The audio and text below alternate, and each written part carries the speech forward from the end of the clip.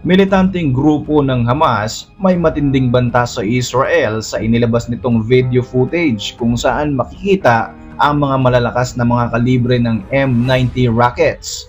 Grupo ng mga survivors sa naganap na October 7 attack sa Israel ay dinimanda ang Israeli military at humingi ng $56 million o mahigit 3 bilyong piso bilang halaga ng damages. Israeli Prime Minister Benjamin Netanyahu delikadong masibak sa kanyang pwesto. Warship naman ng Iran na Al-Borz destroyer dumating na sa Red Sea. Tutulong na nga kaya sila sa mga Houthi rebels. Ako po si Roy Z and welcome sa Ken Thoughts. Kung hilig mo ang mga ganitong videos, mag-like at mag-subscribe para lagi kang updated sa mga susunod na upload.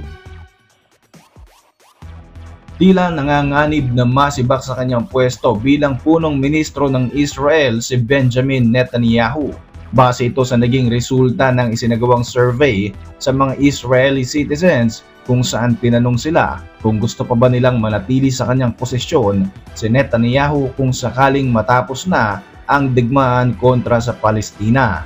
Nakakuha lamang ng 15% support ang Prime Minister na matatanda ang ipinangako na dudurugin at uubusin ang lahat ng miyembro ng Hamas noong pumutok ang digmaan way back October.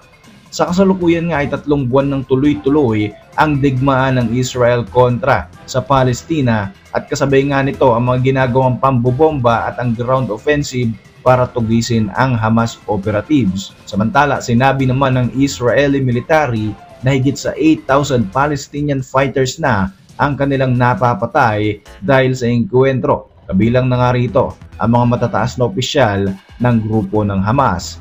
Tila hindi naman nagugustuhan ng maraming Israeli ang nagiging pamamalakad ni Netanyahu sa nagaganap na war crisis sa bansang ito.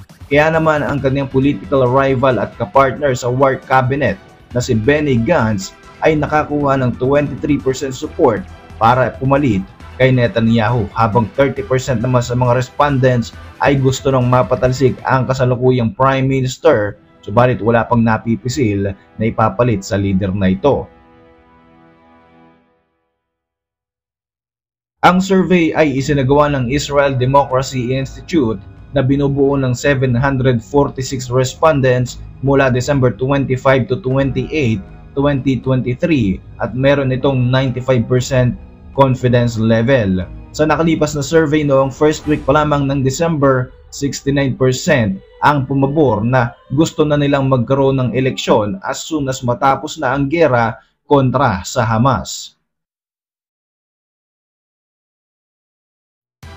Sa iba pang balita, grupo ng mga survivors sa naganap na October 7 attack sa Israel nagsampa naman ng demanda laban sa Israeli military.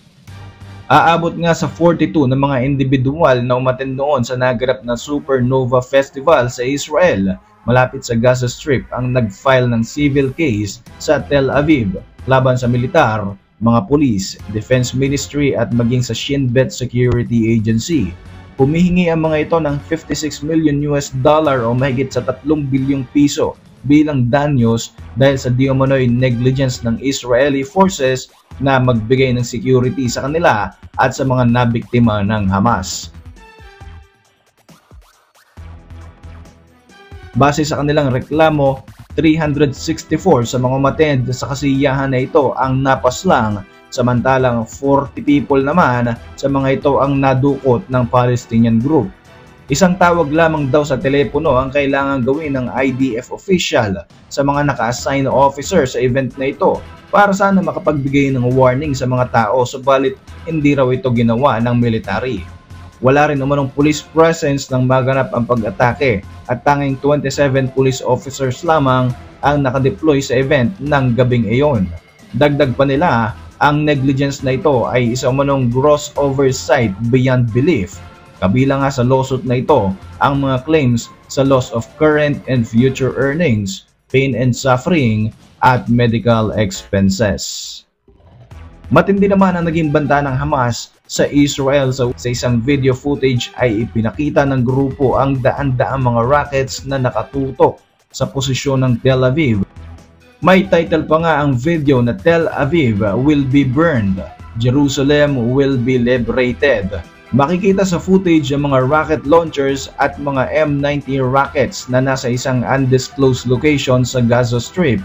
Subalit hindi malinaw kung old o new video ba ang naturang footage, pero ang malinaw ay nakahanda na ang mga Hamas fighters na ito na mag-launch ng mga rockets anumang oras. Nagpaulan rin ng M90 rockets ang Hamas patungo sa Tel Aviv, Israel. Tinanggihan naman ng Israel ang prisoner exchange deal na gusto mangyari ng Hamas. Sa Qatar and Egypt mediated meeting, may report na gusto ng Hamas na magkaroon ng tigil putukan sa loob ng isang buwan, kapalit nga ng mga bihag na hawak pa rin ng mga ito. Sa three-phase process na ito, unti-unting ipupull out ng Israel ang military forces nila sa Gaza, kasabay ng pagpapalaya ng Hamas sa 40 hostages na hawak nito.